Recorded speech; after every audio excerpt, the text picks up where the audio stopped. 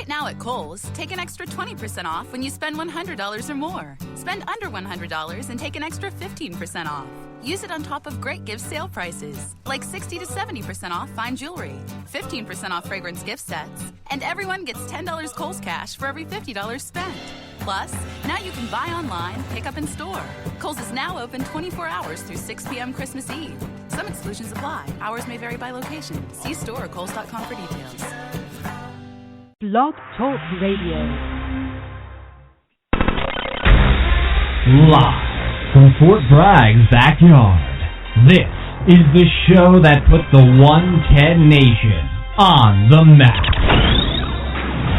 There is only one nation, the 110 Nation, and you're listening to the 110 Nation Sports Show,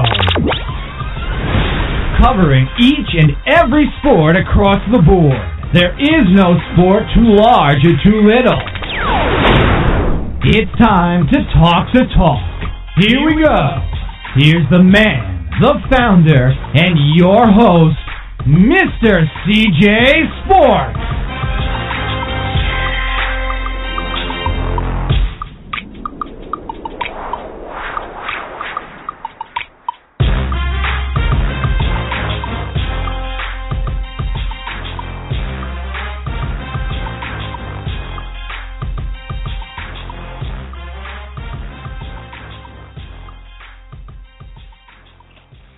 I want to welcome everybody to the 110 Nation Sports Show. I'm your host, Mr. CJ Sports. You can follow me at CJ Sports 1. You can follow the 110 Nation at 110 Nation. Glad to be here on this Monday night. I tell you what a great weekend in sports. It's interesting weekend in sports. Interesting weekend, period. Tell you what, tough weekend. 16 games. We've got 15 games in for this week. That means I'm sitting at 13-2, and yet that was still not good enough to win my football pool this week. And the winner right now is sitting undefeated for this weekend, 15-0. Kind of sucks. Could have really used the win this weekend, but I was glad to know that I went 13-2 and finally got out of the slump that I had been in for a while. Just wish I would have got out of this slump a little bit earlier. Of course, we got one more game going on right now, and that's the Detroit Lions, who just went up 14-3 over the New Orleans Saints. Might end up being 13-3 for this week because I did pick New Orleans, but not too bad of a weekend. So I'm not going to complain. Could be worse. I could be Steve Harvey right now and announce the wrong winner of Miss Universe. How tough would that had to have been last night to be in Steve Harvey's shoes and know that you on national TV announced the wrong winner to Miss Universe contest?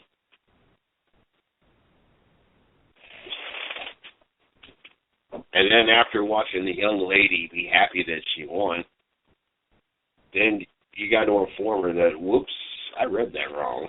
You didn't win. She won. That had to be tough. I hope with the kind of money he's got, I hope he does something to kind of make up for it, because that had to be one hell of a emotional roller coaster ride for both those young ladies last night. But I could not imagine being in Steve Harvey's shoes last night and announced the wrong winner to the Miss Universe contest. That's red and black and white. Like, how do you misread a card that says winner? But a couple funny things I saw today. Just because leggings stretch does not mean your 350-pound butt should be in them. That was rather funny today. And then there's a picture of the aisle. Looks like it could be a Walmart, but it's the oil aisle. And my husband told me to pick up some oil. Now I know how guys feel in the tampon aisle. Yeah, ladies. Equality there. But in all seriousness, had a great weekend. A lot of great things going on at the 110 Nation. Of course, thanks to YellowCautionFlag.com. We have a writer that we had join us last week, and some great, phenomenal work that he's done. Looks like a controversial piece on a high school coach. Great read over the weekend. And then also because of them, we have Damien. He is going to be the host of the Midwest Horsepower Hour, powered by the 110 Nation Sports, and brought to us thanks to YellowCautionFlag.com. And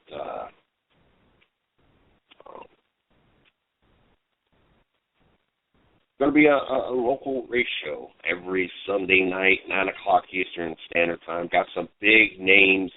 He's a guy from the Midwest. We're actually going to have him on the show one day this week.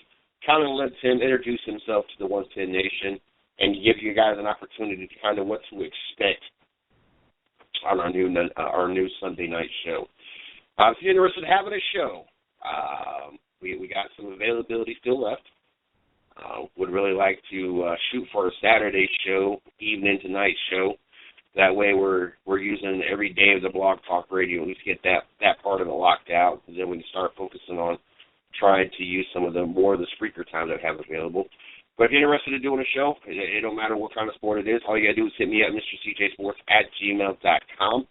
Or maybe you have a show that you already have an account and you want to have it syndicated or rebroadcast on our network. We'd love to be able to plug that in and find the appropriate day for that, because it don't necessarily have to be a specific day. So, if you have a Tuesday show, I'd much rather play early Wednesday or something.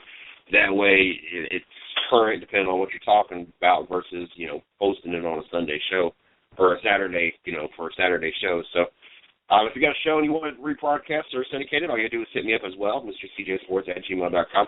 Also, if you're a writer out there and you're interested in helping us expand our website presence, or maybe, speaking of website presence, maybe you're good at social media and want to help manage our fan pages, our group pages, Twitter, whatever the case may be, or maybe you're good at PR, marketing, and all that kind of stuff, all you have to do is hit me up, MrCJSports@gmail.com. Also, if you're interested in coming on the show, maybe you're an athlete, part of some kind of athletic organization, some kind of team, whatever the case may be, or maybe you got a site or show you want to come on and promote and talk sports, or maybe you got some kind of charity, foundation, whatever the case may be on that. All you do is hit up Miss Lee. That's LEE_110nation@yahoo.com. Like I said, what 13-2 this weekend. Not too shabby of a weekend. Kind of proud about that.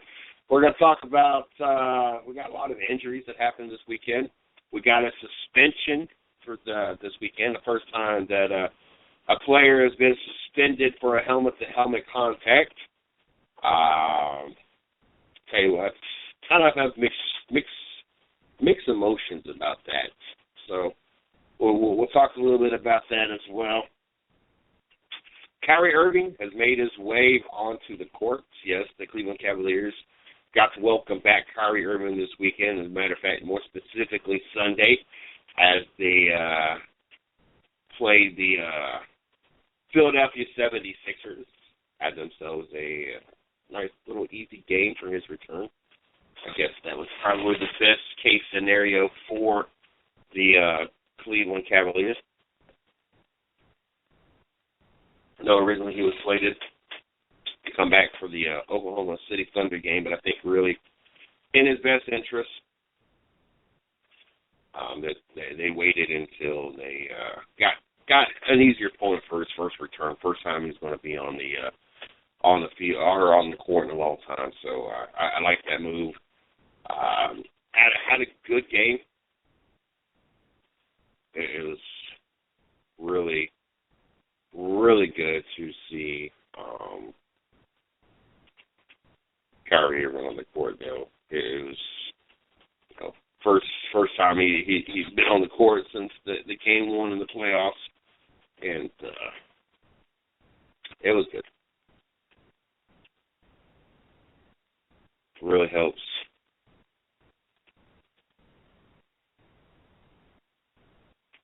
Really helps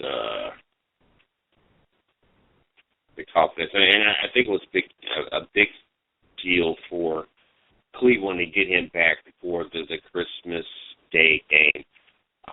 I think that they kind of want to be able to gauge where they're at and get an idea of where they are compared to Golden State.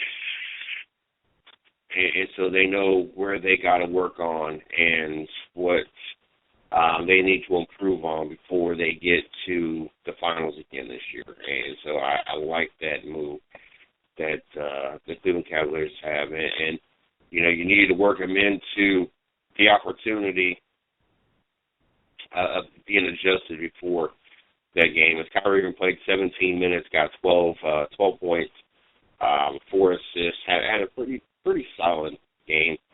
LeBron James, 23 points, Kevin Love, 10 points, and Matthew Dellavedova, 20 points. Second leading scorer. I tell you what, you say what you want to say about Dellavedova, but he might not be the best piece for every team, but he is definitely the perfect piece for the Cleveland Cavaliers. And so definitely a good thing for Cleveland.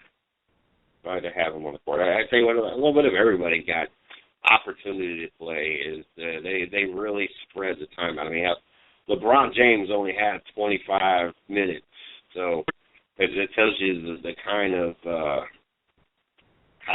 time disparity that this team had. 47% from the field. Not a bad evening. 11 of 25 from 3-point shooting, 44%. Not a bad night there either. 17 of 21, 81%. You know how I feel.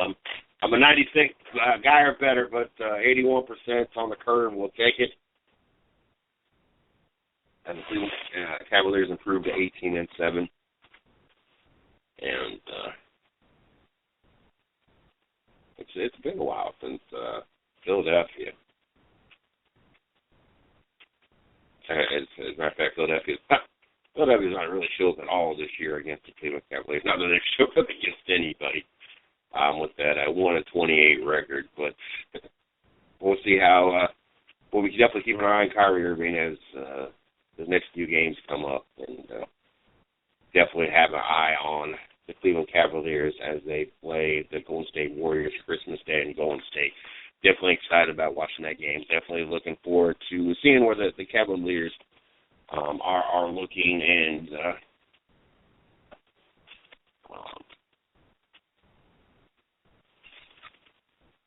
give us an idea of what to expect for the second half of the season. Charles Woodson, 18-year vet, will retire after this season. Charles Woodson is the type of player we shouldn't have even to wait 5 years for his call to the Pro Football Hall of Fame. Great player. He was drafted 4th overall by the Raiders in 1998. He has made 8 Pro Bowls, 3 first-time All-Pro teams. He was a 1998 NFL Defensive Rookie of the Year and the 2009 NFL Defensive Player of the Year. In 2010, he was a huge part of the Packers team that won the Super Bowl. It sucks for the Oakland Raiders because Oakland has finally got a team out there that is respected. Finally got a team out there that looks like contenders. I mean, we got Amari Cooper, the first Oakland receiver since Randy Moss to have 1,000 yards in a season. I mean, there's 6-8. I know that's not that great of a record. And hell, in the NFC East, they would still be in the playoff hunt. But at the same time, they're on the outside looking in. But this is definitely a team that I've mentioned a time or two before that I think that there are 1 or 2 quality pieces away from on offense and 1 or 2 quality pieces on defense away from being a legitimate contender, being not just into the playoffs, but be able to take the AFC West. It's kind of where I feel that these Oakland Raiders are. And obviously this is going to be a tough blow to this Oakland Raider team. But I honestly, after 18 years, I don't think that it was really that big a surprise. You knew that he was kind of coming back to kind of finish his career out there. And you knew that the days were numbered, even though he's still playing at a very high caliber. And this season has truly been just as remarkable as just about any other season that we have seen out of Charles Woodson. It's one of those things why it kind of sucks, outside of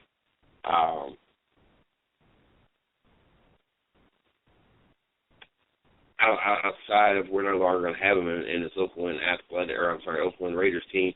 It is not going to have the veterancy and the caliber of player, but you would kind of like to see this player, Charles Woodson, be able to come back and be here long enough to see this Oakland Raiders team really be very effective and be in the playoffs and not just make a wild card run, but actually come and take the West. This year, 5 interceptions. Like I say, that season to 2011. It's just really been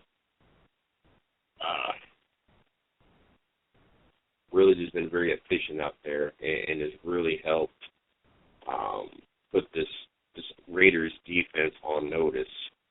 And 18 years, just the stat. Looking at the stats alone, 65 interceptions, 20 sacks from his position. I mean, you don't see that out of every free safety out there to accumulate the sacks, to have the interceptions that he has, the 11 touchdowns, just great, almost 1,200 tackles. Just amazing what this player has done, what Charles Woodson has done throughout his career. And 18 years in the NFL, yes, a Michigan man. And it hurts my soul to have to sit there and say that about a Michigan Wolverine. But I have a lot of respect for what Charles Woodson has done throughout his career. And definitely we'll be looking for the day that he is in the Hall of Fame. There's no doubt that he will be one of those first ballot type of players that will find themselves in the Hall of Fame, and looking forward to that. Key players that we think get injured this weekend. We've had quite a few injuries. Once again, the injury bug is going around. Marcus Mariota out for the rest of the season with MCL. Tyrann Mathieu out the rest of the season with an ACL. Tough loss for both of these teams. When you got one of the best defenses, in the way not only the fact that the Arizona Cardinals have one of the best defenses, but what Mathieu has helped to do for this defense, and it's kind of taken the leadership role. It's definitely going to be a hit to this Arizona defense. And then, of course, Tennessee, and trying to continue to work on building their team around, their future. And obviously, 2 games left in the season is not that big of a deal. Since they're done, no playoffs in their future, but it's still an opportunity to learn, to become better, and obviously that's going to hurt things for them. And so, tough losses for both of those teams. As Arizona obviously will hope that next man up will be in full effect, as they are my team in the beginning of the season. As we start off the season, I predicted New England and Arizona to be your 2 teams in the Super Bowl, but I still feel really confident especially with Andy Dalton going down, even though I didn't have a lot of confidence in Andy Dalton finishing the season or even winning the playoff game as it was. But feeling even more confident, even though A.J. was able to be the first Alabama starting quarterback in the NFL to win a football game. That's 28 years in the making. It finally came to an end this weekend. So there was a streak snap this weekend as well. But it's with the quarterback situation, and you can watch the Pittsburgh Steelers come back to beat Denver. Knowing the quarterback situation in Cincinnati, I feel really confident, even with the injuries, plus the addition of Steven Jackson to the New England Patriots. I feel really confident that the New England Patriots will be my AFC representative. The only thing that I sweat when it comes to the NFC is Seattle. I know some people out there are going to be like, I thought you were going to say Carolina. No, still not so. Yes, I know they're 14-0, but I'm still not sold on them. I still have them as the third best team in the NFC. Maybe in the NFL. I don't know if I can still put them above New England and Tom Brady and Bill Belichick. I don't think I can. I still got Arizona as your best team. I got Seattle as your second best team. Yes, I'll go with the New England, your third best team. And Carolina and Pittsburgh, that's even another close, tight one there. I'd probably give it to the Panthers. I'll put Panthers number 4 on my list.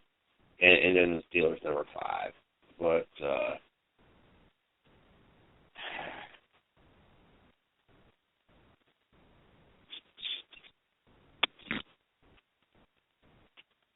guess we keep Arizona as my favorite team out in the NFC.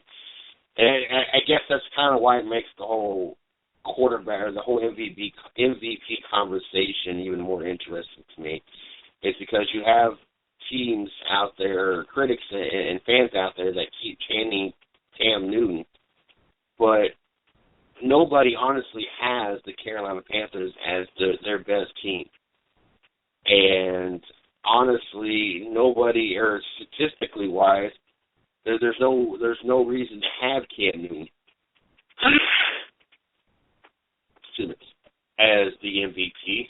And then if you take the true definition of the MVP, I'm sorry, that still doesn't put Cam Newton in the running, because with Cam Newton, they're 7-8-1 last year. With Cam Newton, they're 14-0.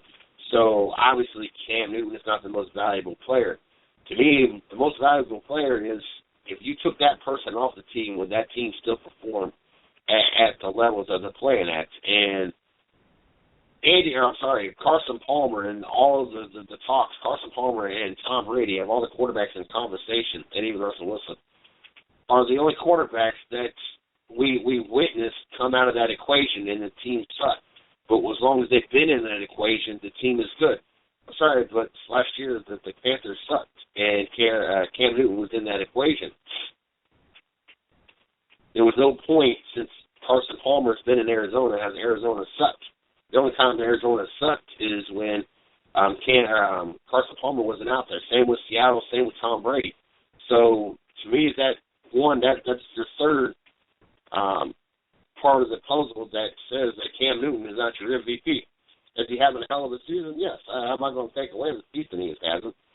But also you got to look at the opponent, strength of schedule, and that also to me has got to hurt Cam Newton's running for MVP. He has by far the weakest schedule.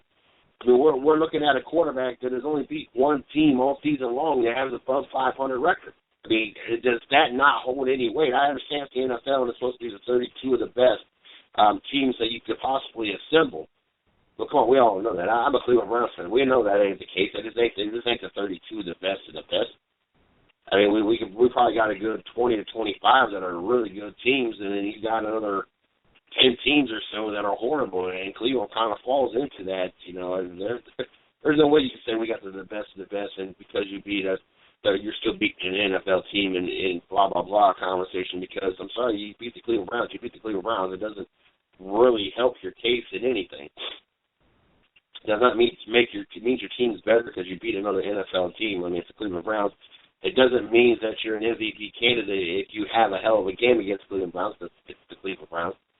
I'm sorry, but I know a lot of people like to have that conversation. Well, they still got to play NFL teams. It's not like, I understand there's still NFL teams, but not every NFL team has been built and drafted and put together equally. The tools are there to do it, but not every team has been put together equally.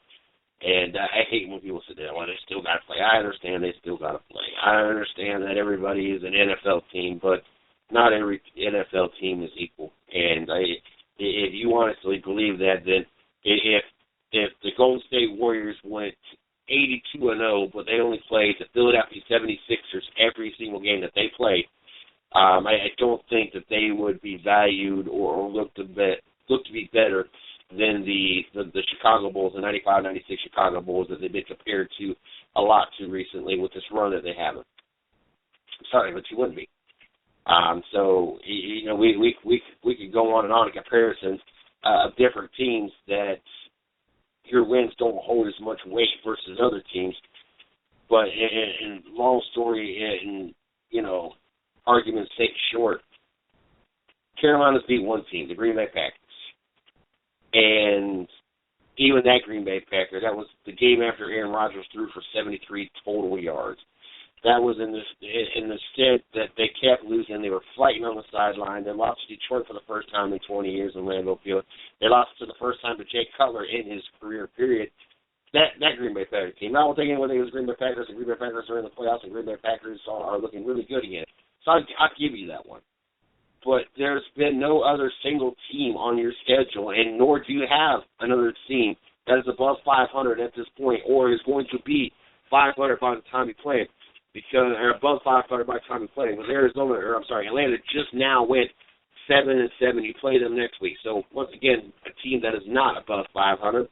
And the only way Tampa Bay can be 500 is they have to win out, and you don't have enough games to play them before they could be a 500 team again, because even if they beat you in the very last game, in order to go be 500, one, they're still not above 500, but two, they were 500 when they played you.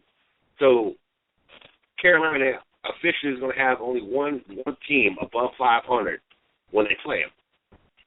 And I'm sorry, that holds a lot of weight in my. This is just like the Florida State Seminoles. When they won their national title, their opponents were an 81-81. I mean, that you don't get much weaker in the schedule. That's the only way it could have been any weaker if you would have been playing. Your opponents would have been below 500. And it's sad enough that Florida State wins a national title and their opposition total record, to count the national title game, 81-81. And then on top of that, you played an Auburn team that had no business being in that game. It took two miracle plays. The miracle play before the Alabama game, and then, of course, that 108 or 109 or whatever it was, field goal return against Alabama. It took two. They weren't the best team. There was just a lot of luck that went on their side. And so that's what it kind of reminds me when I look at this Carolina schedule.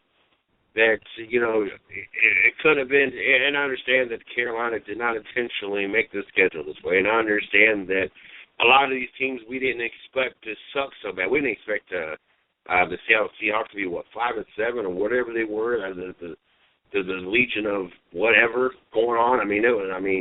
Yes, they look a lot better now, more so offensively than defensively, but, that Seattle team was garbage when Carolina happened to play them.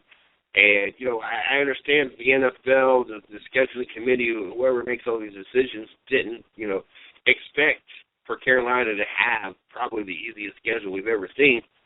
But that's the way it worked out. And I know it's not to Carolina's fault or Cam Newton's fault, but at the same time, it is what it is. And I'm sorry, I just can't hold a lot of weight in their schedule and their strength of schedule and their opponents, because they play nobody. They've absolutely, positively beat up on nobody, and they've struggled to do that. You were up 35-7 against the New York Giants. Yes, a 6-7 New York Giants, a New York Giants team that is going to struggle and more than likely not even finish the season at 500. You were up 35-7 to that team. It should have been a walk in the park. It shouldn't have took you to a last-second field goal to win 38-35. Yes, you heard that right. They were up 35-7. They win 38-35. Oh, Lord, have mercy. That defense gave up a lot. The Giants exposed a lot. There's a good chance that they won't even run the table undefeated. There's even a possibility that Tampa Bay might decide to show up, and make things interesting, and Carolina can not even end up with home field advantage. A possibility that Arizona could get it. I don't think it's going to happen. I think there's a really good chance that Carolina will run the table, go 16-0.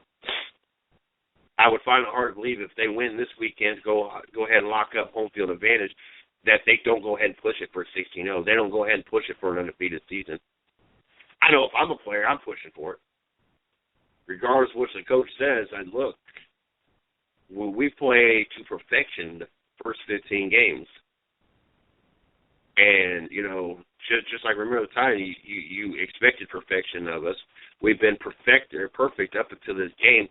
And if it's all to the same to you, Coach, we would like to finish the season undefeated. And that's, just like the movie. I mean, that would be my main term. I mean, how do you tell the players? Okay, there's only been two teams in the history of the sport to run the table and go undefeated: the 46 Browns and the 72 Dolphins. Only two teams to do it. And then you got the 07 Patriots that went 18-0 and lost in the Super Bowl. But two teams to run it all the way straight through and win championship without losing a game. You guys could be the third team, the first team in 43 years?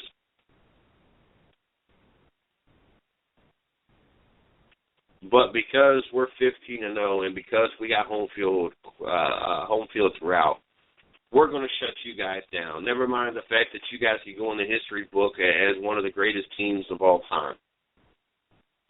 Yeah, how do you think that conversation would go? I mean, we're going to shut you down so we could possibly win a Super Bowl. I'm sorry, as a player, I couldn't. No, you're not shutting me down.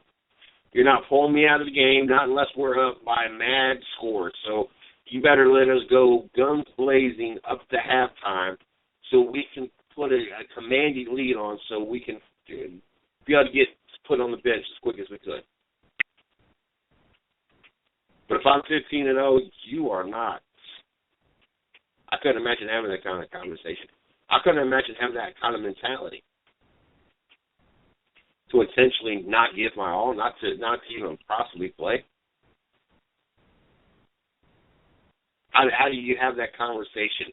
We're not going to run the table because you potentially might get hurt. So we're not going to run the table because we want you to be there because we might win a Super Bowl.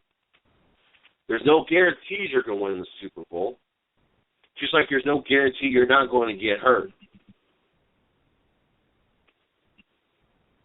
We're not going to let you go and try to make history because you might not get hurt in the rest of the games and we might win a Super Bowl. That's got to be a tough conversation to have. And it's got to be hard to convince a team that has done the unthinkable up to this point. I mean, nobody visualized Carolina running to 14-0 at this point. No matter how simplified that schedule is. Nobody ever would have thought 14-0 the Carolina Panthers. Not after they went 7-8 and 1 last year. Not after Kelvin Benjamin went down already. I mean, Ted Ginn, the guy that drops balls left and right. Granted, he might drop one and catch the next 5, and that's what kept Carolina alive, especially with the passing game outside of Greg Olsen, of course. But nobody would have visualized 14-0. We would have had this conversation at the beginning of the season, and everybody would have laughed. Even a few weeks into the game, everybody would have laughed. Honestly, everybody would have more visualized, especially 3, 4, 5, 6 weeks into the season, we would expect Atlanta to win the team we're talking about being 14-0, especially that first 5 games right out the gate. Not a conversation we would have had sitting there talking about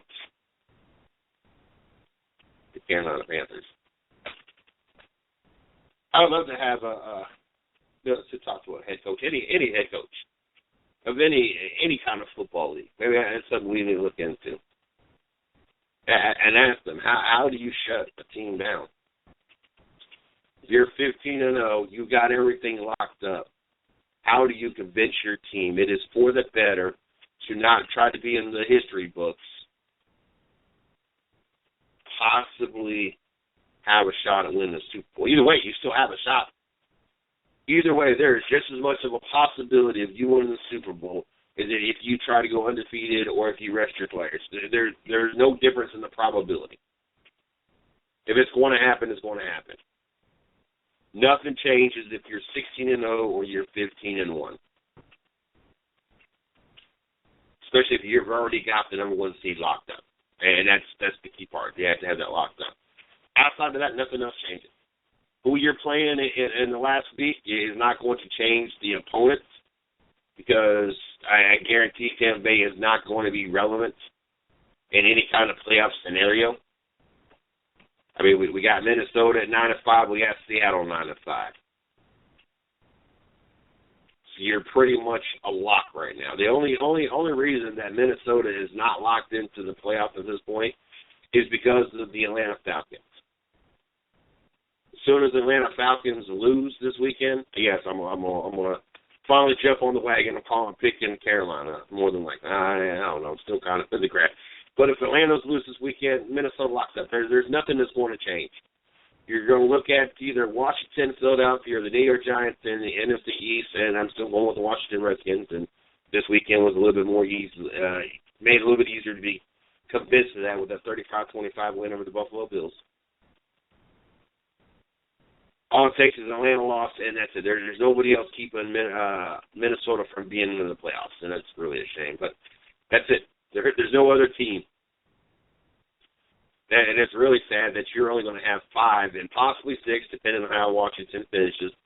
But that's all you have that are above 500 or even 500. Once Atlanta loses, then you don't have no other teams above 500. That's honestly, that's sad, too. That's really how weak it is. At least in the AFC, you still have the Steelers that are 9-5 that are still on the outside looking in. And the Saints put a score on the board after being down 21-3.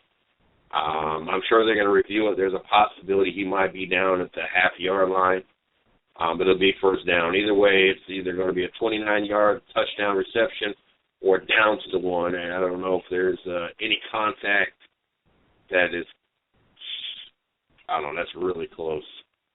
It may get, he's down right there. Yeah, he's going to be down about the 1. That is not going to count for a touchdown. So he'll be down about the 1, maybe even the 1.5-yard line. So, but probability that the Saints will score and go up there, be down just 21-10. But there's no doubt in my mind that's going to be a return. But back to our Saints. So,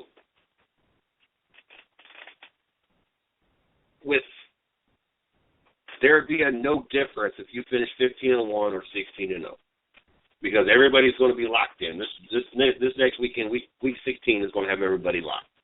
Minnesota will be locked in the playoffs. It doesn't really matter out in the East because none of them are going to dictate anything. Nobody can catch up with the Minnesota Vikings. And honestly, you don't even take an Atlanta loss. All it takes is just another Minnesota win, and that's it as well either. And with that being said, how do you shut that down? How do you tell some of the most competitive players in the world that are on a historic run, you know what, we're done for the season, and Minnesota's going to be at home against the Giants? That might be a tough matchup. But either Atlanta loss or a Minnesota win. A Minnesota win just locks it up, period. Atlanta loss and a Minnesota win keeps it still in the hunt. But anyway, I don't know, I would love to be a fly on the wall to hear that conversation. I'd love to be the fly on the wall to be in the coaches meeting and head coach be talked into saying, you know what, we're going to shut this down. I agree. We all agree. As head coaches, I couldn't imagine having that conversation to convince the head coach or be the head coach and have my staff convince me that it's in our best interest, even though there's no probability one way or the other to be more better than the other. I just couldn't imagine saying, you know what, we're going to shut this down. That's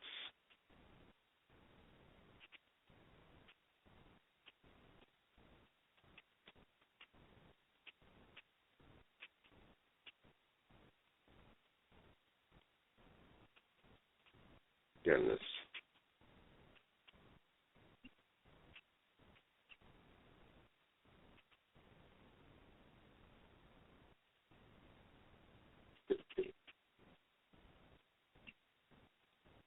Then we had the ugly this weekend. You didn't watch at least the highlights of the Carolina Giants game, or really the low points of the game. I don't know how you want to describe it. A lot of controversy coming out of this weekend. A lot of potential fines. Already one suspension. And the Saints scored a touchdown. Finally went in 21-10. As Odell Beckham and Josh Norman got a little feisty. And things got interesting. And I, by no stretch of the imagination, approve or like what I've seen out of Odell Beckham. Don't get me wrong. But at the same time, there has been a lot of focus, and as a matter of fact, almost all the focus on Odell Beckham Jr., like Josh Norman didn't participate. Like Josh Norman didn't go above and beyond himself. I think that part, to me, is more interesting than all the stuff that's being said about Odell Beckham Jr. It doesn't surprise me seeing Odell Beckham. He just seemed like that type that just wasn't growing up. So really not that big of a surprise.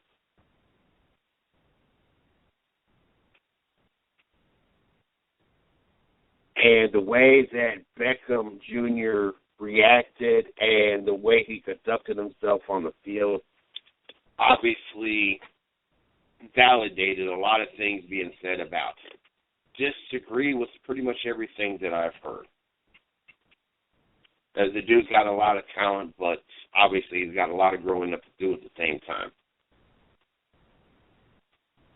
But with all that being said, am I the only one that watched with an unbiased, open mind when I'm watching the replays and see that Josh Norman maybe didn't take it to the extreme that Odell Beckham Jr. took it,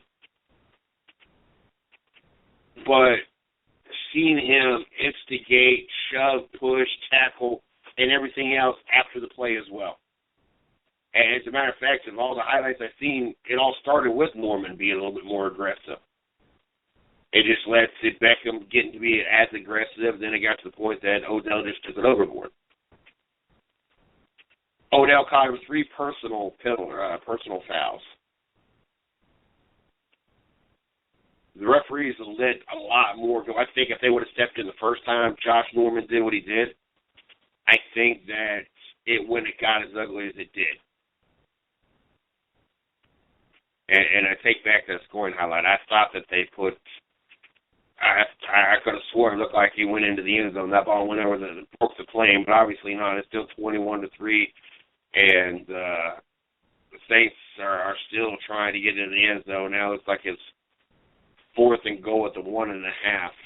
I don't know when I quite missed. Obviously, while you're doing the show, I can't watch the show or watch the game. But 4th and goal for the 1.5 with 7 seconds left, and they called timeout with 3 seconds left. Don't tell me that they're just going to settle for a field goal.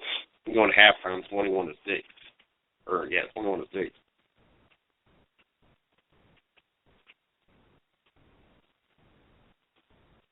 But I'm watching the replays, and I'm watching the highlights, and I'm sitting there thinking to myself,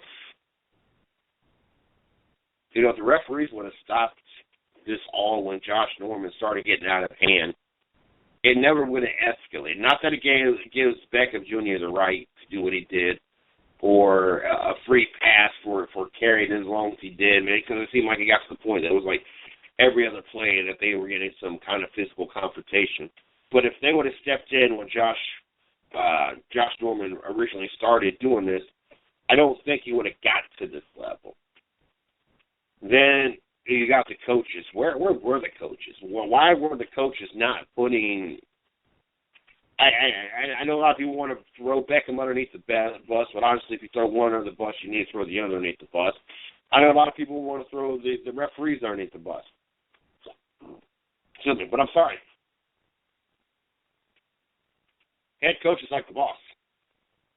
If I'm at work and my employees are acting a fool, or my players are not following the rules, or my employees are not conducting themselves in the professional manner that they should be, I am therefore responsible.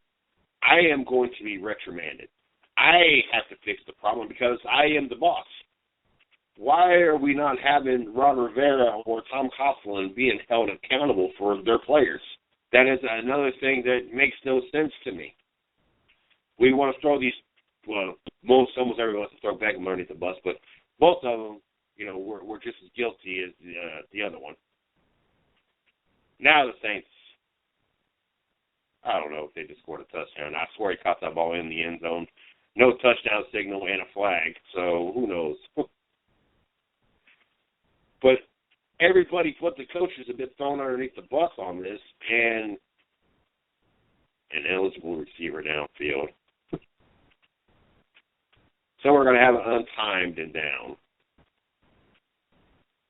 runoff, and that goes to halftime. Yeah, they got 2 offensive guys downfield.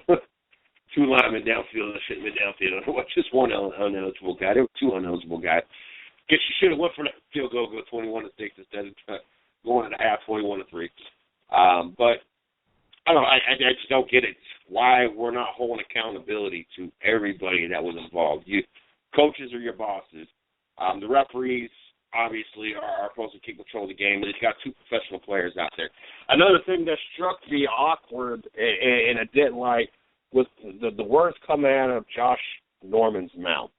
If you're going to be Michael Jackson and go around and dancing and playing and a lot of other stuff and not be a football player and not train the way you're supposed to train, it goes to show. I hope I pulled that mask off. I pulled back the face of what that dude really is.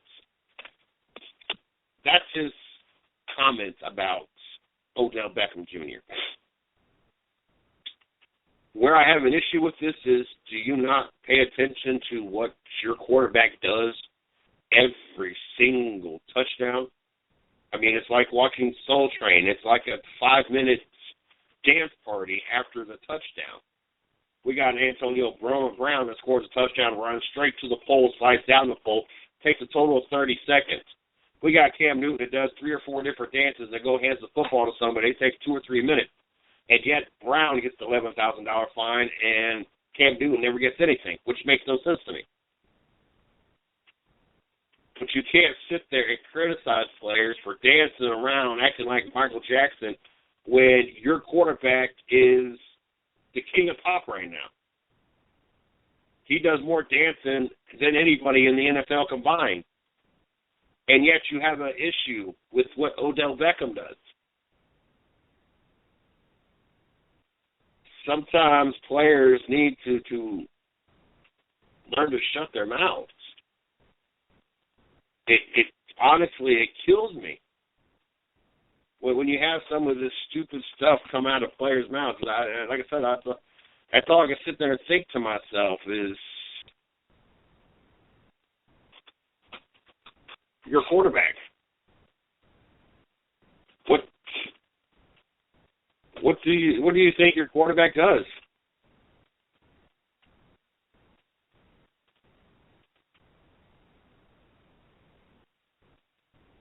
Blows my mind sometimes. It's just funny to me how players, as long as, I don't know. I don't even have to word this because there's really no excuse, what either one of them were doing on the field. Like I said, it amazes me how there's so much attention on Odell Beckham, but Norman actually started this.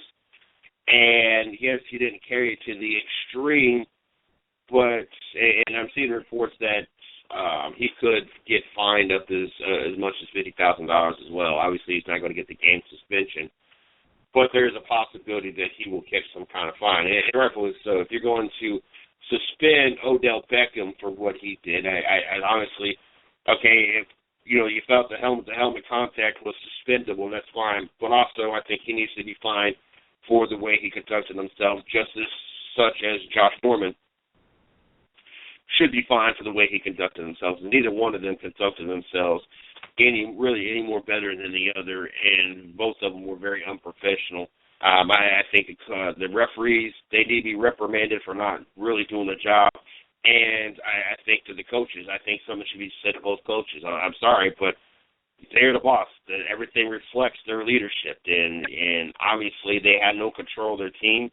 And that's like having no control of your employees. And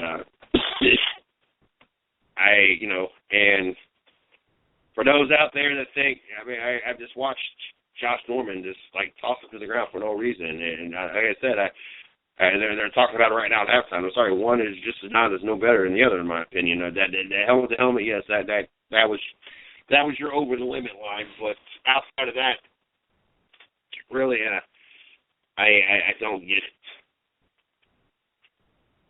1 game suspension.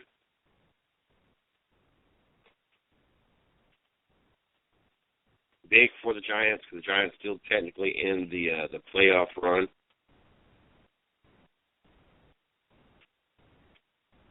Obviously, whatever happens to Josh Norman, if they do anything to Josh Norman, it wouldn't be that significant. They're still going to be in the playoffs regardless. They're at least going to have the number 2 seed at a minimum. Reports Panthers taunted Odell Beckham with homophobic slurs. I've heard anything from homophobic slurs to threatening with a bat to everything. The New York Giants and or Odell Beckham's representative are working overtime to find someone to blame for Beckham's action on Sunday. And really, honestly, you really have nothing to look for. Also, the other quarterback was T.J. Yates out with a torn ACL as well. Andrew Luck will not be playing as well in Week 16. I'll just shut it down for the rest of the season. There's really no sense to put him back on the field. Houston's going to end up taking this division anyway. So there's really no reason to sit there and search for reasons for what Odell Beckham did. I just use the videotape. Just use what Josh Norman was doing throughout the whole game.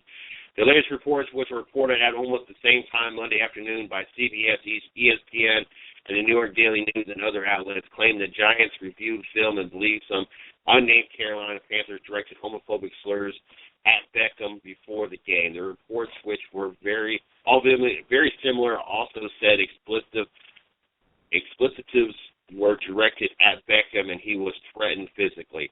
There's no room for any slurs in the NFL, and the league will have its investigative will have to investigate these claims. If any Panthers are found to have been directly homophobic slurs toward Beckham, they should be punished as well. But it's interesting how hard the Giants and Beckham's people are working to turn public opinion in his favor. I don't think that many people are going to change their opinion of Beckham. He went a little too far with it. But at the same time, I think that people's opinions of Josh Norman should be different. I think that the way he conducted himself really honestly was not much better. And if you have a very negative opinion, which rightfully so, but if you have a very negative opinion about Odell Beckham Jr., you should have the same thoughts about Josh Norman. You just should. There's no excuse one for the other. And every video that I've seen, every scenario I've seen, even the picture right here with Norman with a handful of face masks pulling Odell Beckham Jr. down, if one is guilty, the other is guilty. I'm not saying that Beckham is maybe necessarily, or Norman is necessarily suspension material still at this point, but yes, both of them have conducted themselves in a manner that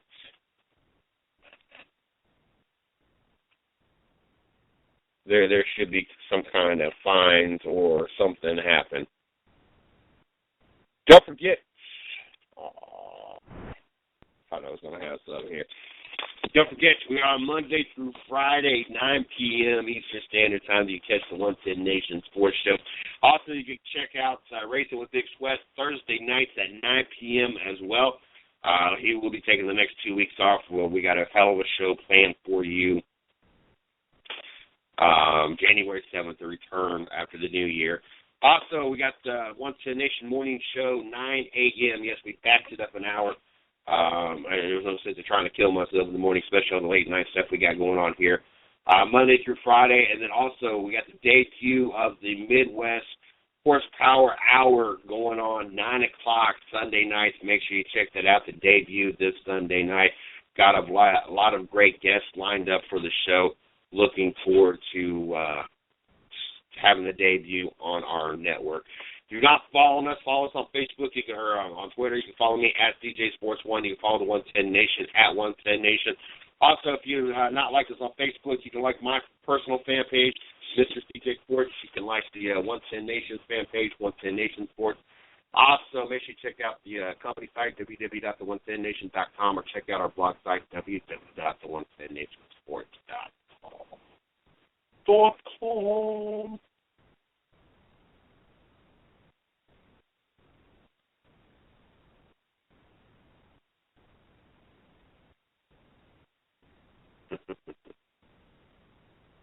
Thought this was funny. Y'all confused on how the wrong woman got crowned Miss Universe. I'm still confused on how a man got crowned Woman of the Year. That's still hilarious to me. I've seen that probably about 10 or 15 times today, and I'm still crying over that. That is some funny stuff. I don't know which is more humorous, that or the fact that Steve Harvey crowned the wrong Miss Universe. That kind of stuff ain't supposed to happen. Very excited about Christmas week. Not only we got 24 hours of a Christmas story, we got the Cleveland Cavaliers and the Golden State Warriors. First time that they've played this season. First time that they've seen each other. Golden State won the championship. So.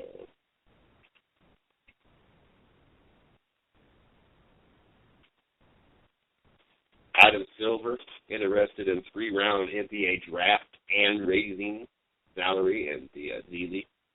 Ought to be interesting here.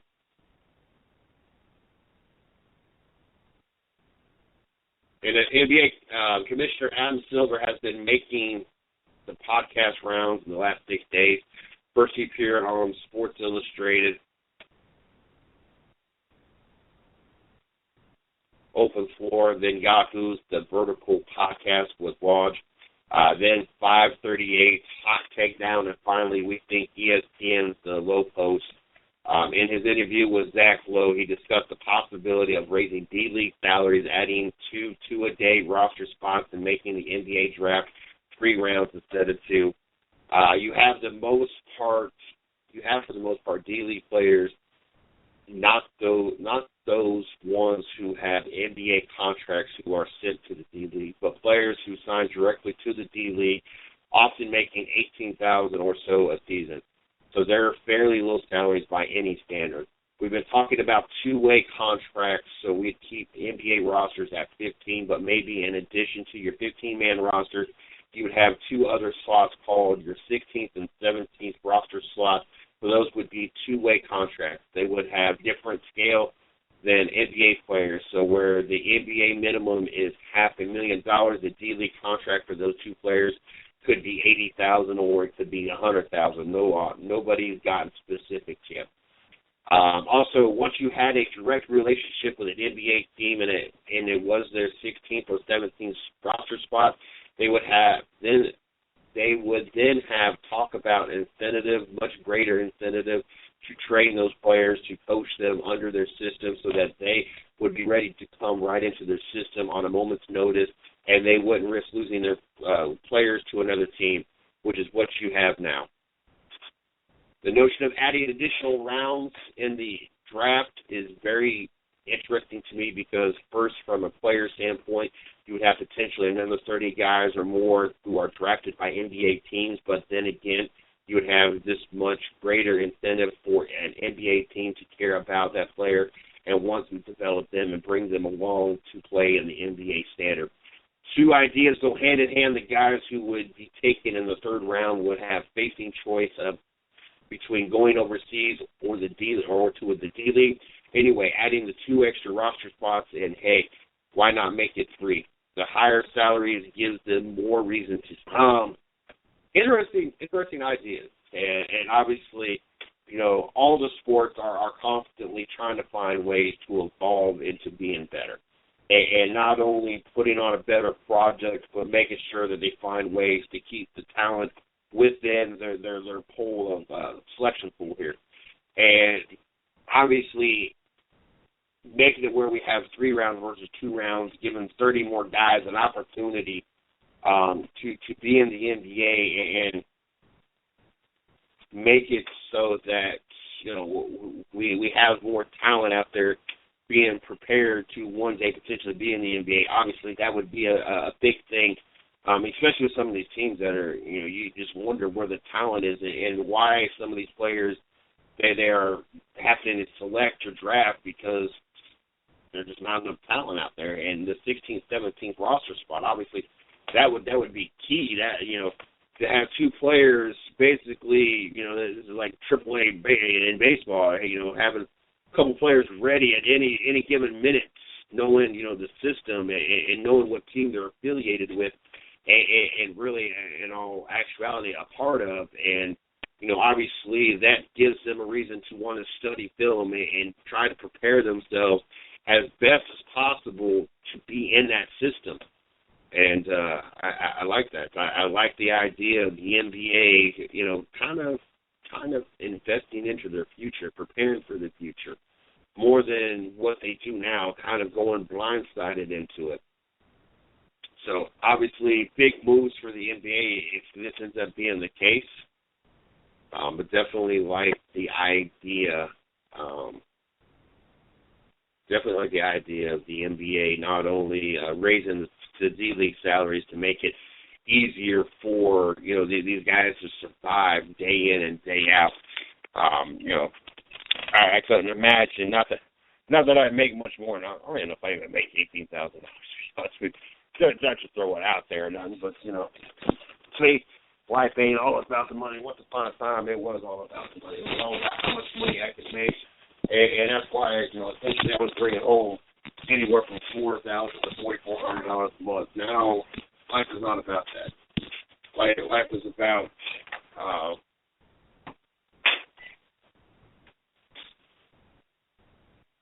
about family.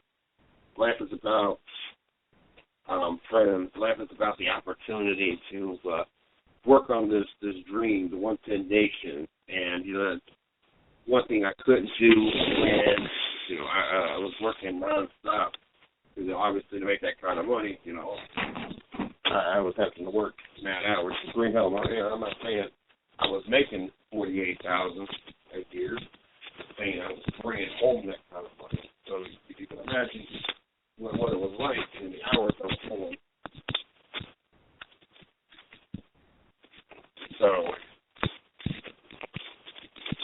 as great as it would be once again to kind of have that kind of money, it would, obviously help with my living situation and ride situation and everything else. I have come to that point in my life that, friends, family, and building my future, building this company, has become a bigger picture and a lot more important to me than worrying about trying to, how did my ex used to put it? At the time I wasn't working to live, I was living to work. And, I've gotten out of that phase. I enjoy being able to sit home and work on the company. I enjoy being able to sit home and watch sport. I enjoy, even though I picked the New Orleans Saints to win tonight, watch the Detroit Lions win in 28-3. I will enjoy here in a couple months be able to be home for the first time to watch the Super Bowl instead of having to be at work, working in the pizza shop for all these years. That's one day you couldn't have off. I mean, there's a lot of things that I get to and enjoy now. All the races. Good God, 30 races in the last 3 years? VIP events, everything that I've gotten to enjoy because of One Fit Nation. I wouldn't have enjoyed if I was still focused on just worrying about money. And like I said, obviously, making more money obviously makes life a little bit easier and makes the living situation easier, and it would have, I would have 2 out of 3 cars running versus 2 out of 3 cars broken down. But at the same time, I get to sit here at the house today and have 3 out of the 4 kids here and get to relax. And yesterday I got to go see lights with my son, and there's a lot of things that I get to do now that back then, working those hours and worrying about the finances, I didn't get to enjoy. And, I'm not traveling, so, even though I might only be making with, these players $18,000 in the D leagues or whatever, I don't have to travel everywhere. I mean, the only traveling we do is, once a month or so, to a race or a VIP event or something or some kind of event. It's not like, being in a league and, had to travel everywhere, had to pay for everything and food and everything else. So, obviously these guys need a lot more money, and they need an incentive to stay stateside and stay basically in our, pool here of players to be able to pick from for the NBA versus going overseas making, potentially making all this money and NBA potentially never having the opportunity to use these players or showcase these players in the NBA. So, obviously, there's an important part of this whole process is making sure that financially these guys are taken care of, at least to a point that it gives them enough incentive to continue staying in this, development program and become a better player and be ready to be the next man up for whatever team needs, that next guy. So I definitely like what I'm hearing out of the NBA, and I think that would definitely be a smart move by the NBA if they not only increase, the salary cap, but, ensure. Now, you also got to look at the potential negative side of that as well, though. And that is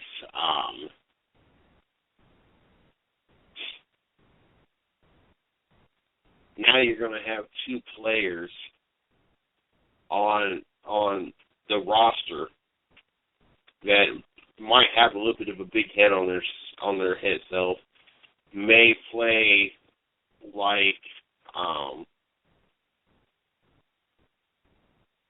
may play like they're big shots and may not play but to a certain level because they don't want to hurt themselves and ruin their opportunity. I mean, that's the only other negative. That's the only negative thing I can think of.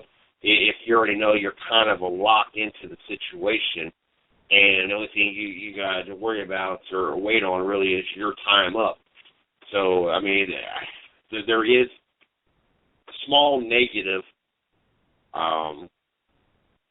downside to it, but I like the idea, but I like that the NBA is starting to think a little bit more outside the box and prepare themselves for the future and prepare these teams better for the future. And maybe we can have teams that are better equipped and better staffed and have a deeper roster, so we don't have teams such as the 1-28 Philadelphia 76ers. I mean, honestly, it's really embarrassing that we have 30 teams in the NBA, and you got one of these teams right now that has only been able to win one game in 29 years. NBA players, you're supposed to be the best of the best. And honestly, it's really just an embarrassment that you're sitting 1-28. You know, this is even worse than, I'm sorry, any team that lays a goose egg in the NFL. You only got to go 16 games. I mean, we watched the 76ers lose 25, 26 in a row before they finally won one. And you know, honestly, that's embarrassing. But hopefully, this will help the NBA. This will help make these rosters even deeper and better. And honestly, it should help their benches as it is, because I'm sorry, but if you're sitting on the bench and you know that, hey, there's two guys in the D League that ain't making that much money, and I know if I don't play to a certain level, these guys are already on the team. I mean, all it takes is two bottom guys to not play at the level that they're supposed to be playing, and they're gone. It is time to move on to, and you're going to be finding yourself playing in the D League. So I think that also is big, because now you've got players that are going to have to make sure that they play at a higher level. If not, they know that there's a possibility that they're going to find themselves sitting on the bench, or not sitting on the bench, but playing in the D Leagues and making a lot less money. So what the NBA is talking about and what the Commissioner Adam Silver is talking about, I think that this could help the level of competition, the expectation out of the players. I just think that all around, this is a very good idea for the NBA, and I hope it's something that they do consider and take a lot of consideration, a lot of deep thought into, and try to make it a reality to help improve the quality of the sports. You know.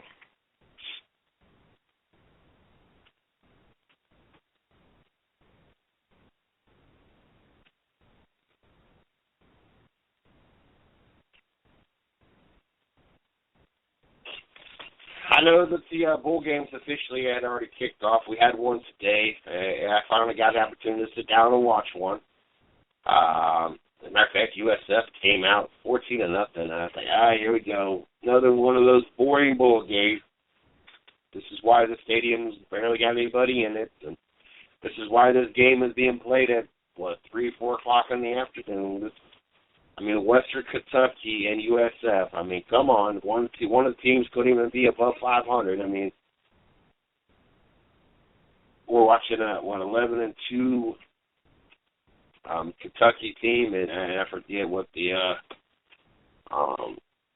USF, the University of South Florida record was, but it wasn't a very good record. I want to say it was like 6-6 or 7-7. It was. I want to say honestly, it was a 500 record. And we're going to pull this up here in a second.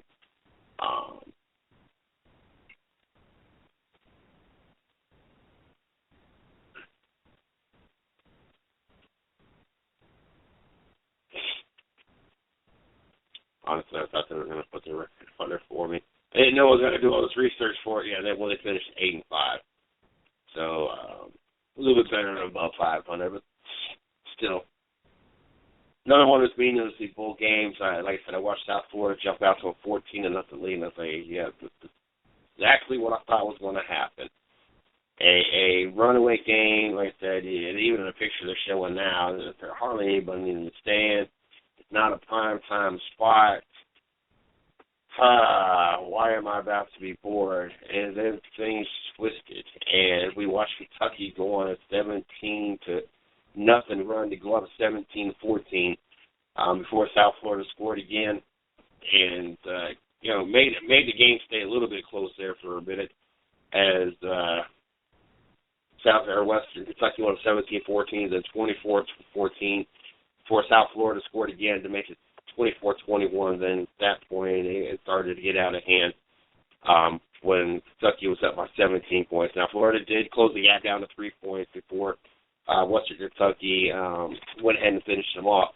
Still not in a significant game and not a game that really made that much of a difference. It just had to be closer than really expected. I think, honestly, a lot of people just expected Western Kentucky University to walk away with this game with the season they have had.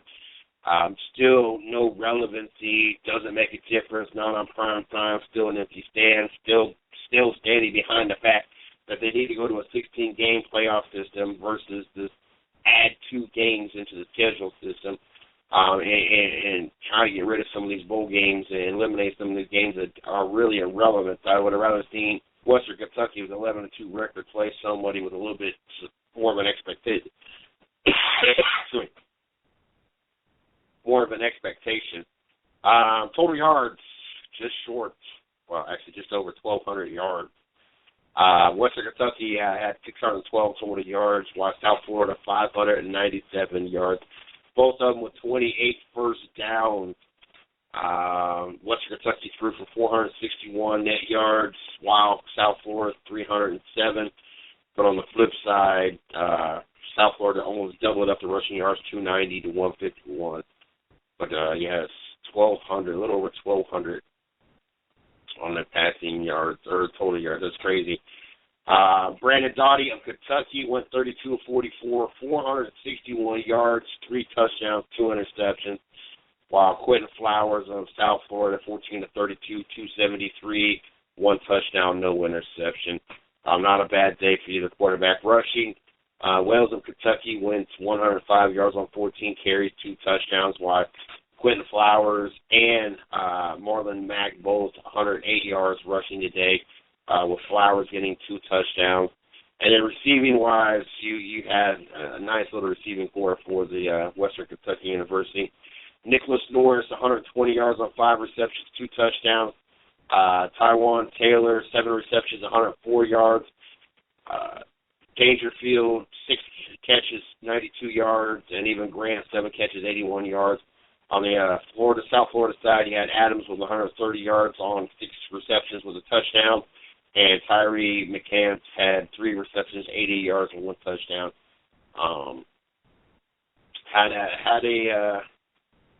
It was an interesting game. 100% of the people picked Western Kentucky. So I don't understand why. Even the picks and odds has 100% to Kentucky. Everybody knew where this game was going and who was going to win this game. It was really a no-brainer and not even a game that was even expected to be even close. And I don't understand why the NCAA feels that is the best thing for college football or bowl season when you have games that nobody's even expecting the other team to really even show up. Not that anybody's even showing up to these games. But it was closer than expected. Still, like I said, no relevancy.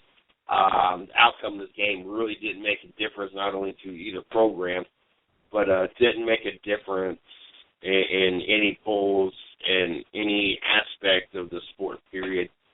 And, it's just one of those things that the NCAA really needs to look into. It makes more sense to start off last weekend or even a couple weekends ago, the weekend after the bowl, the conference championship, made more sense to start off with a 16-game bowl, or 16-team playoff system, 8 bowl games, prime time, Friday and Saturday, and then we follow that next week with a bunch of these games right here that nobody cares about, the Western Kentucky and South Florida game.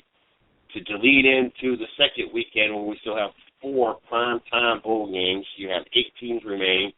Then we sprinkle that in between again, once again with these garbage games, and so on and so on, till we have a national champion. And somebody had the audacity to say, well, I forget what show I was listening to, but they were talking about, and matter of fact, I think it was a big lead on Fox Sports once again. I'll talk about something else they talked about again in here in a second.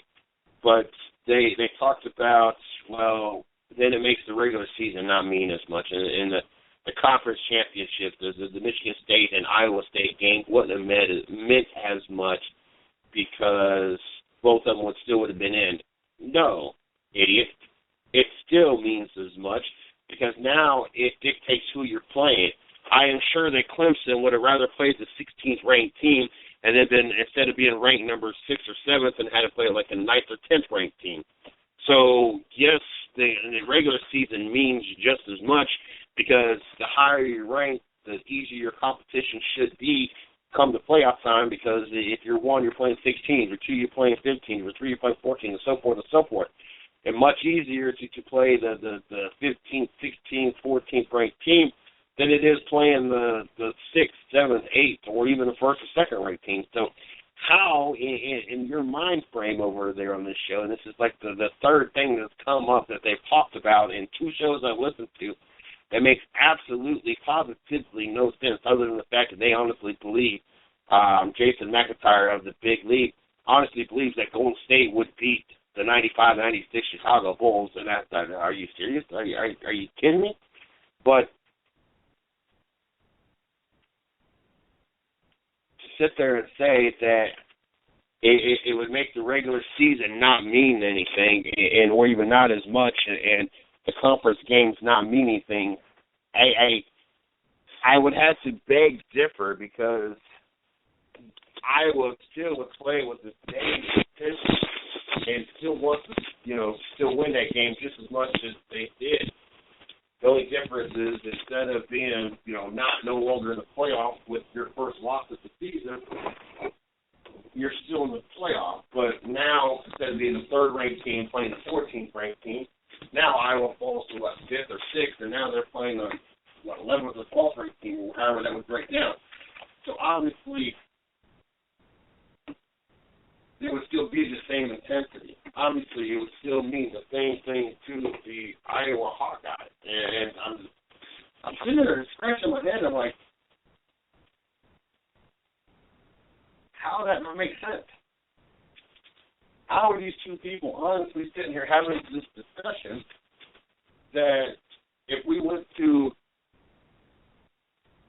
a playoff system, that all of a sudden these games wouldn't mean as much?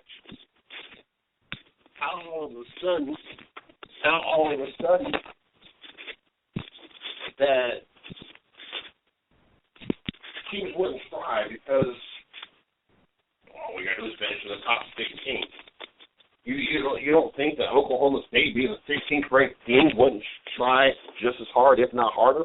Do you think they honestly wanted to play the number 1 team? Do you think they honestly want to play Clemson or the 15th ranked team? Do you think they honestly want to play against Alabama, who is right now looks to be favored to win it this year? I mean, how does that make sense? Why would a team not try? Why would the regular season not mean as much? Just because you got to be down to the Final Four? They don't mean nothing. Right now, they're still playing for bowl bids. I look at it a little bit different. I look at it, I'm going to play at the same level because I want to make my opponent in each round of the playoff to be as easy as possible so I can have the easiest path, risk less injuries, hoping to get my starters off the field as much as I can, and hopes to win a championship. That's my mindset. There's people out there, and teams out there that want to play all the best. Yes, and also it helps validate your champion. Now they got to play, no matter what, 4 games of top 16 opponents. Regardless what the rest of their schedule is, now they have to play at least 4 top 16 teams. And to me, that helps validate your national title just a little bit more.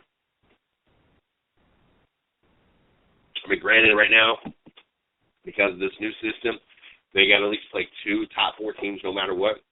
Before, you really, I mean, East Florida State all the time, and they're just the most recent, easiest team to use as an example.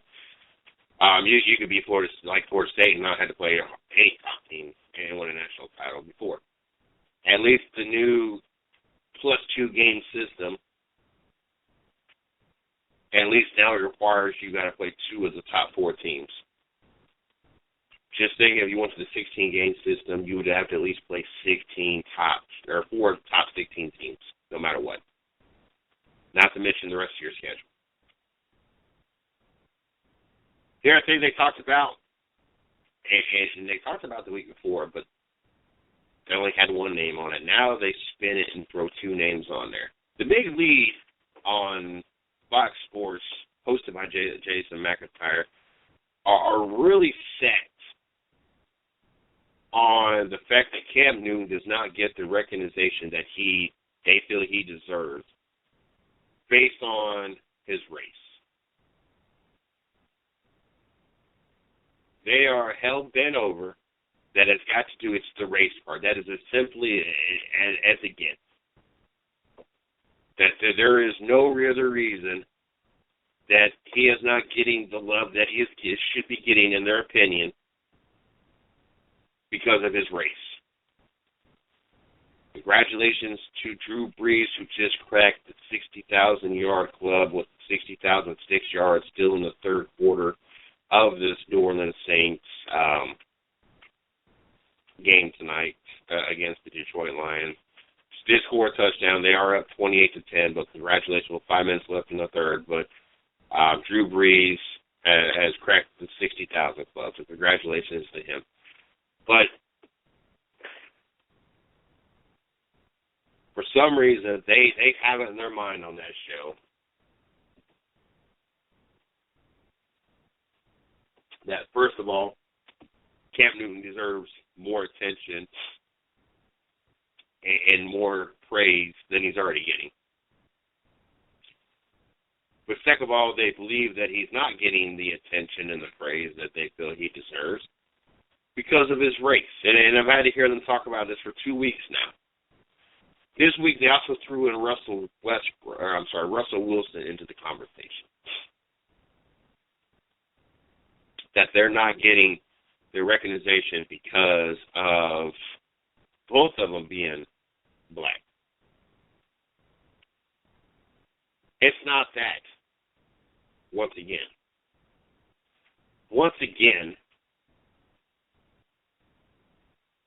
it is how Cam Newton has conducted himself. The fact that he was kicked out of Florida for stealing and cheating. The fact that the pay to play for him to Auburn. Because the fact that he puts on a Soul Train episode every time he scores a touchdown, but you got other players that get penalized for doing something that takes 10 seconds.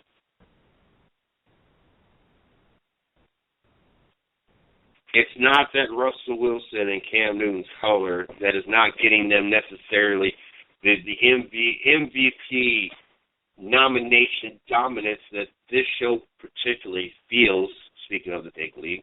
It's because of how they conduct themselves and how the other players are playing. I'm sorry that Russell Wilson and Cam Newton are not runaway MVP candidates at this point. And certain things are factored into that. I'm sorry, but the fact that Carson Palmer has simply been the best quarterback all year long factors into that. I am sorry that Tom Brady and all the injuries that team has had to overcome, and yet they're still sitting with a 12-2 record and have won like their 5th or 6th straight division, has something to do with that.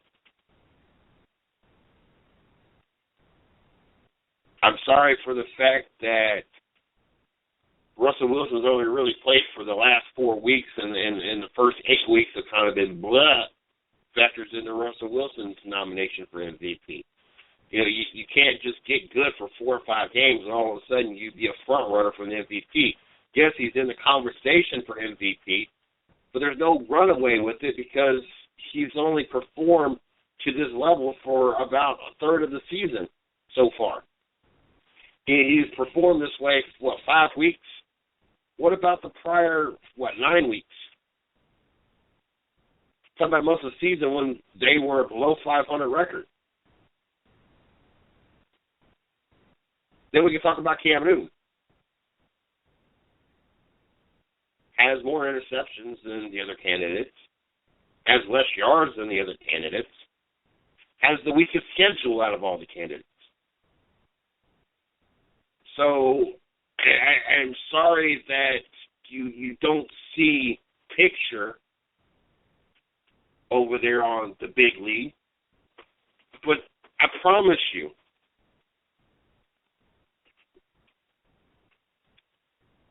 it has nothing to do with the race. If that had to do with race, then these guys wouldn't even be in the talk.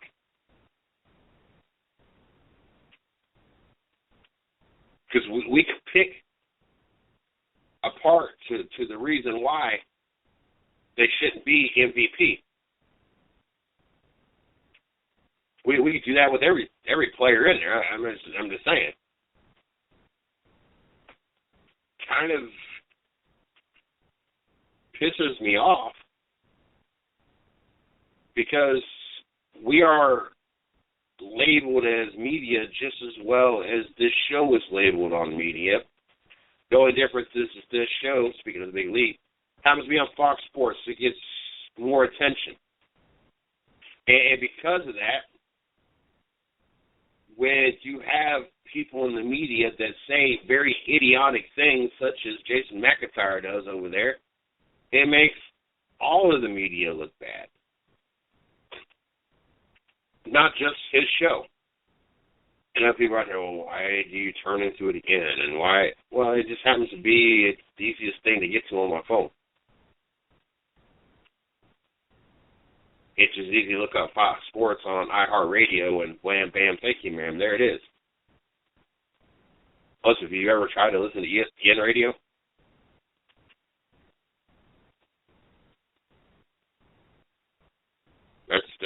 That's a death trap. There's not too many shows over on ESPN that I can actually force myself to listen to. Anytime that I turn on ESPN radio and sit there at any extensive period of time to listen, it makes me want to walk away from what I do, and honestly, probably literally, I hate myself. I feel like horrible garbage. You ever listen to them?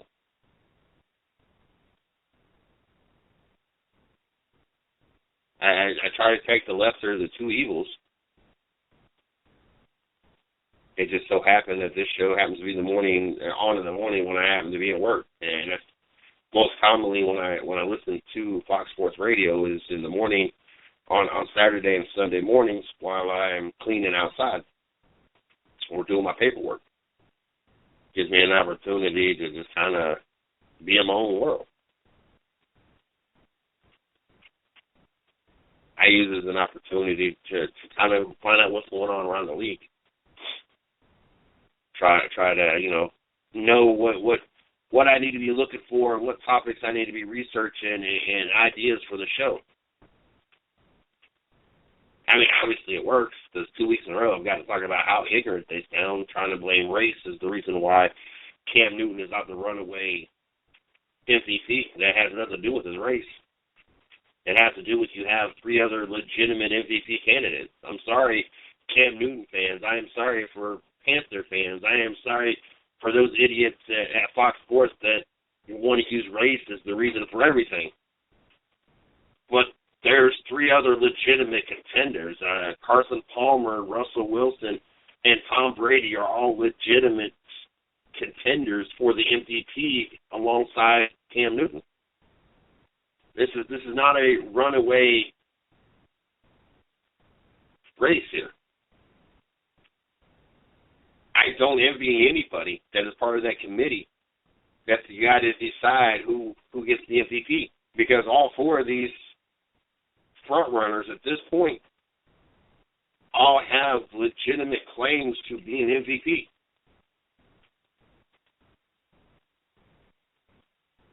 I mean, honestly, if you want to use race or discrimination,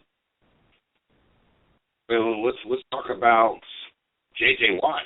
I mean, talking about being discriminated against last year, he did things that defensive players in his size and his position are not supposed to be doing, and did it. He did not win the MVP. But we have three other contenders that are just as deserving of MVP as Cam Newton. And last week we're talking race, the race car being played from Fox Sports.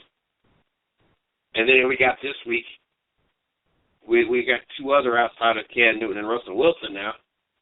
And once again, Big Lee, Jason McIntyre on Fox Sports wants to throw the race card out there, and that's the reason.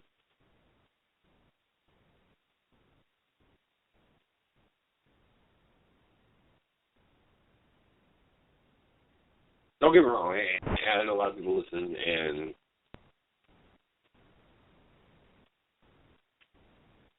there's a lot of good shows out there.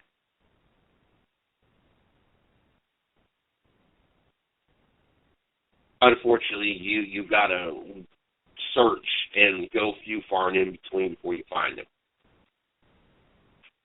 But there's some good talk shows out there. There's some good shows that you get to tune into if it's on radio, if it's on TV. A lot of them are not on ESPN, but in all fairness, I got 20, 30 channels plus, on TV to pick from. And it seems like every one of them, at some point in the day, have some kind of talk show. And of course, all the radio stations. So, I do a lot of skimming, and I find a show that I enjoy. I know I complain about a lot of these shows that, I got to hit. And unfortunately, if I don't have time to look for other shows at those particular moments,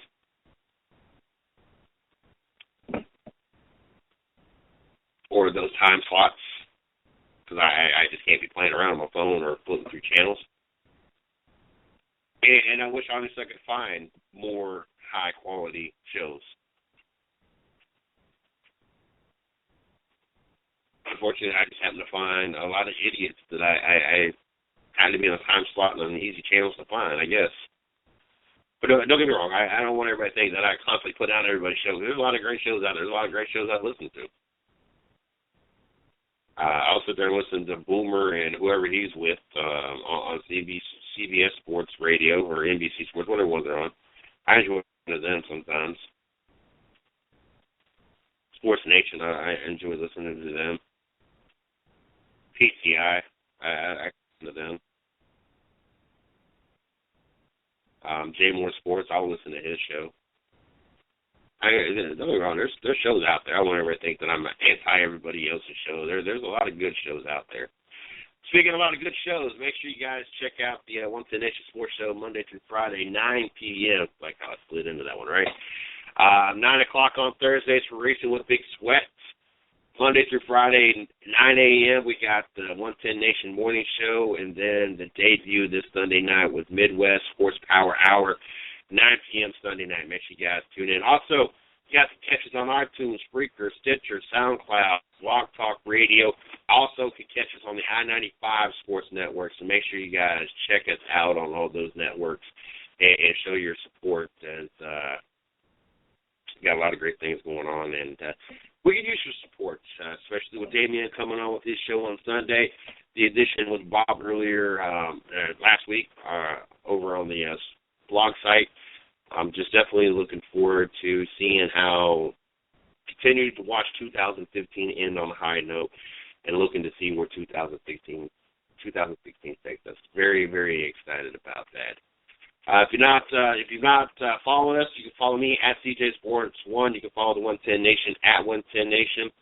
Also, if you've not liked us on Facebook, you can like my fan page, Mr. CJ Sports. You can like the 110 Nation fan page, 110 Nation Sports. Law.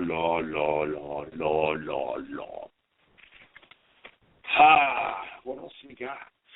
It's hard to believe we only got like 10 minutes left tonight. Detroit and New Orleans still tied, or well, not tied up, but still the same score, 38-10. I'm just checking all up. 28-10. The Detroit Lions are up.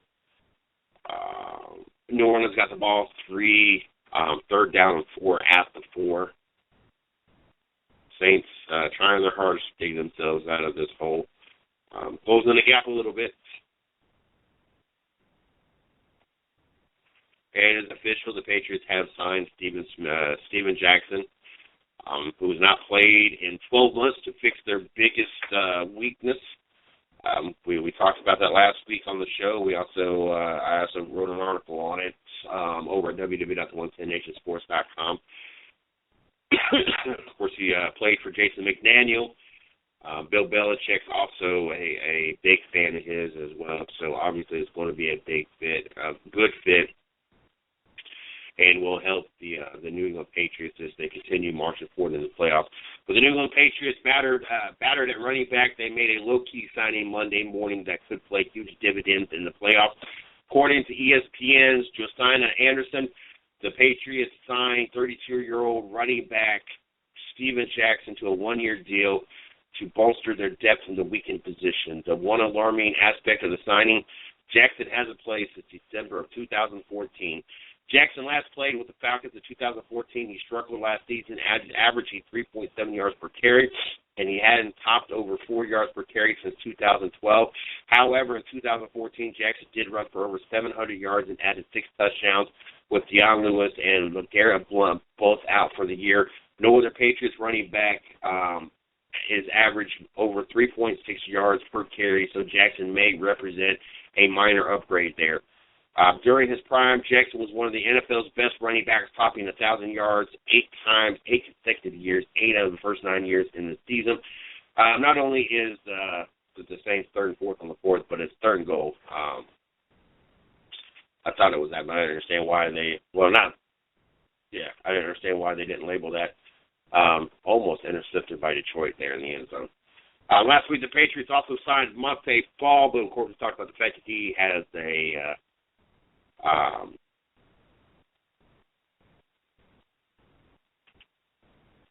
an issue with holding on to the ball, and we know how Bill Belichick rolls, and if you ain't holding on to that ball, you ain't playing very long in New England. No, you're not.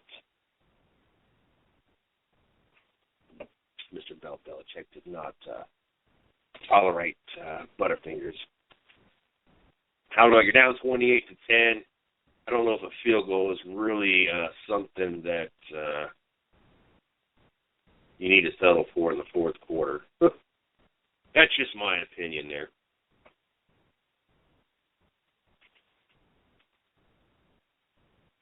Got a handful of games across the board going on right now. Let's jump into the scoreboards. Well, first of all, let's get yesterday's finals, and then, of course, tomorrow we'll talk a little bit more. Houston ended up winning over Indianapolis the first time. Houston has won in Indianapolis. Now they control their destiny on a 7-7 record on top of the NFC South, while Indianapolis falls 6-8. Like I said, Andrew Luck will not be playing next week. He is ruled out for Week 16. Come here. Minnesota victorious over Chicago at home, 38-17, to carry themselves to a 9-5 record. With another win, they are in, or with the Atlanta loss, they are in. Minnesota kind of controls their own destiny at this point. Just win is quite that simple, and find themselves in the playoff. New England wins at home over the Tennessee Titans, 33-16, clinching the division, clinching the first-round bye. New England, I want to say 6 years in a row, really not anything out of the ordinary, really is something to be expected. I still kind of chuckle, and we had this conversation Friday, maybe Saturday. I think it was Saturday. People coming into my work talking about New England this, New England that. Do you realize that they're 12-2?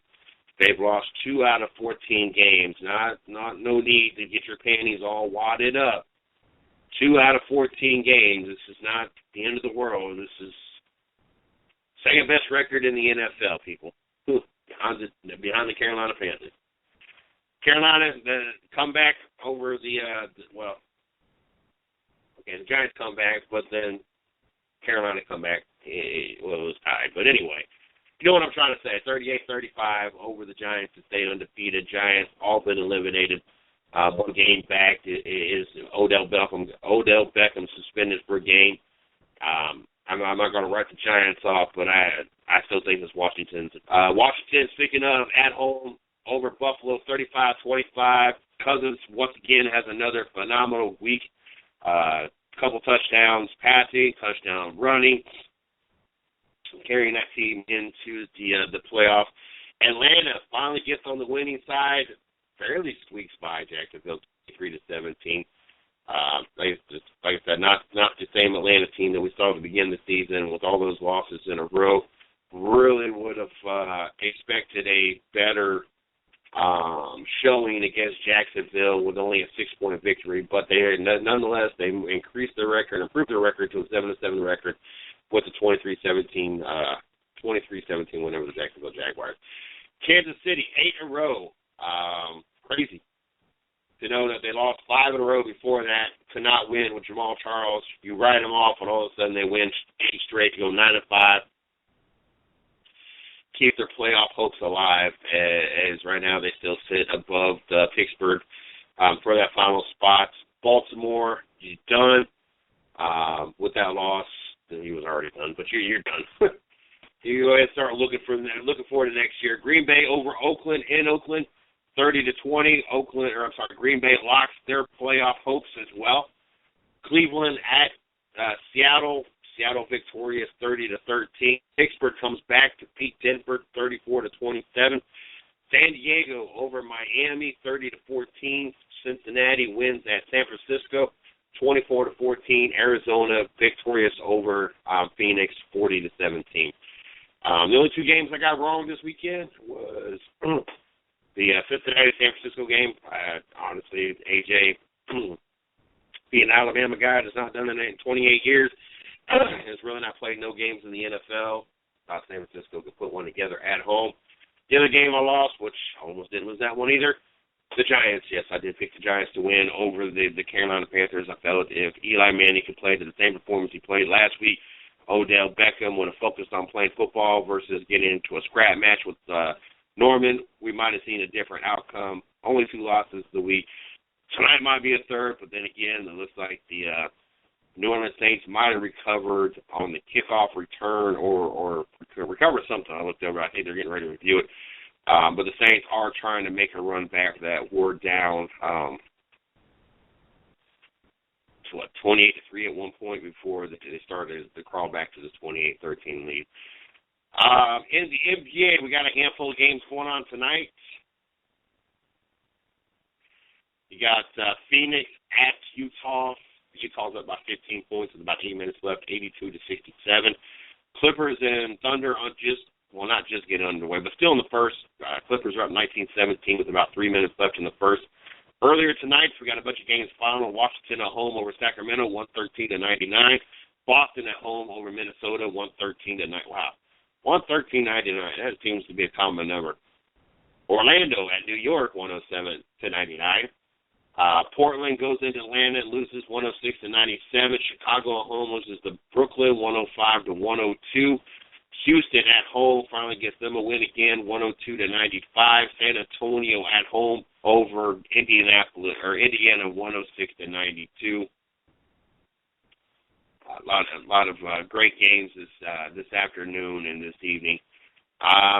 Tomorrow's games on the docket: Memphis and Philadelphia. Philadelphia at 1-28 record. Memphis all over the place. Win one, lose one. You can never figure it out. Detroit at Miami should be a good one. Miami should be able to hold their own. Dallas at Toronto should be a close one.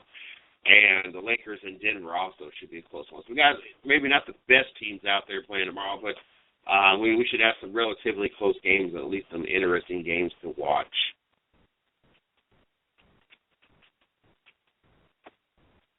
I want to thank everybody for tuning in tonight. Like I said, Got a great show planned for you tomorrow. We got Izzo joining us tomorrow. We're going to have Damien be joining us here one day this week to talk about the show to debut on Sunday.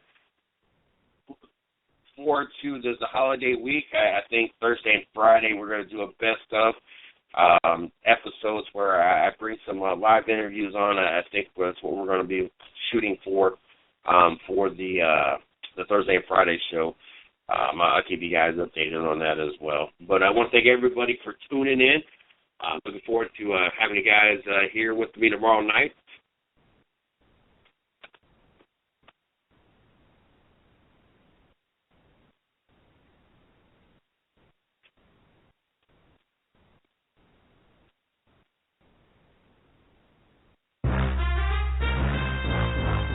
Thanks for listening to the 110 Nation Sports Show with Mr. CJ Sports.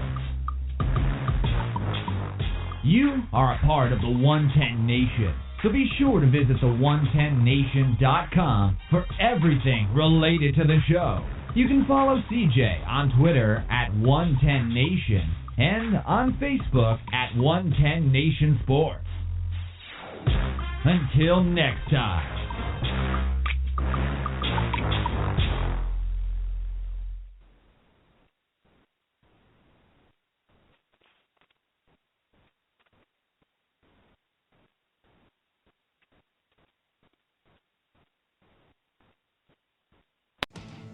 It's gripping at every turn. Because one of the most popular ultra-high performance tires ever to hit the street is ready to tear it up like never before. With a whole new level of traction, stability, and braking performance, whether wet or dry. Step up to the all-new Nitto 555 G2. Check it out at nittotire.com. It's what's next.